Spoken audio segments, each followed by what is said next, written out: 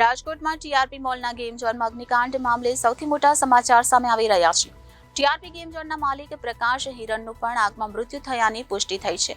અગ્નિકાંડનો financier અને મુખ્ય આરોપી પ્રકાશ હિરણ ઉર્ફે પ્રકાશ જૈનના મળેલા અવશેષોમાંથી લેવાયેલા ડીએનએ સેમ્પલ પ્રકાશની માતાના ડીએનએ સાથે મેચ થયા છે. રાજકોટના ટીઆરપી ગેમ ઝોનમાં લાગેલી આગમાં 28 લોકોના મોત થયા બાદ હાલ મૃતકોના ડીએનએ મેચ કરવાની પ્રક્રિયા ચાલી રહી છે. ત્યારે અગ્નિકાંડના મુખ્ય આરોપી પ્રકાશ જૈનનું પણ આગમાં મોત થયાના સમાચાર સામે આવ્યા છે. ડીએનએ રિપોર્ટમાં ખુલાસો થયો છે. પ્રકાશ જૈન બનાવના દિવસથી ગાયબ હતા. 2 દિવસ તેમની કોઈ પણ ભાળ ન મળતા પરિવારજનોએ ગુમ થયાની પોલીસ ફરિયાદ લખાવી હતી. અગ્નિકાંડના મુખ્ય આરોપી પ્રકાશ જૈનના માતાના ડીએનએ સેમ્પલ લેવામાં આવ્યા હતા અને ગાંધીનગર એફએસએલમાં મોકલવામાં આવ્યા હતા, જ્યાં કાટમાળમાંથી મળેલા મૃતદેહ સાથે પ્રકાશ જૈનના પરિવારજનના ડીએનએ મેચ થતા અગ્નિકાંડમાં પ્રકાશ જૈનનું પણ મોત થયાની પુષ્ટિ થઈ છે. ત્યારે અત્યાર સુધીમાં કુલ 19 મૃતદેહના ડીએનએ મેચ થયા હોવાની વિગતો સામે આવી છે.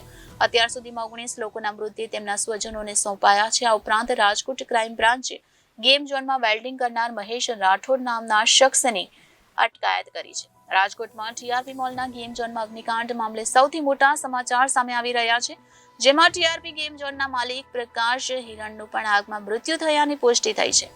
રાજકોટમાં ટીઆરપી મોલના ગેમ ઝોનમાં અગ્નિકાંડ મામલે સૌથી મોટા સમાચાર સામે આવ્યા છે.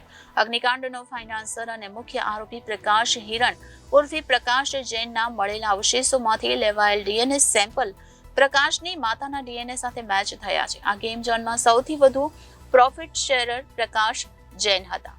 આગ લાગી તે સમયે પ્રકાશ હિરેન પણ સીસીટીવીમાં કેદ થયો છે.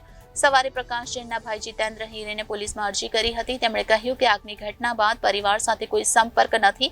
તમામ ફોન નંબર પણ સ્વિચ ઓફ છે. પ્રકાશની કાર પણ ઘટના સ્થળે મળી આવી હતી.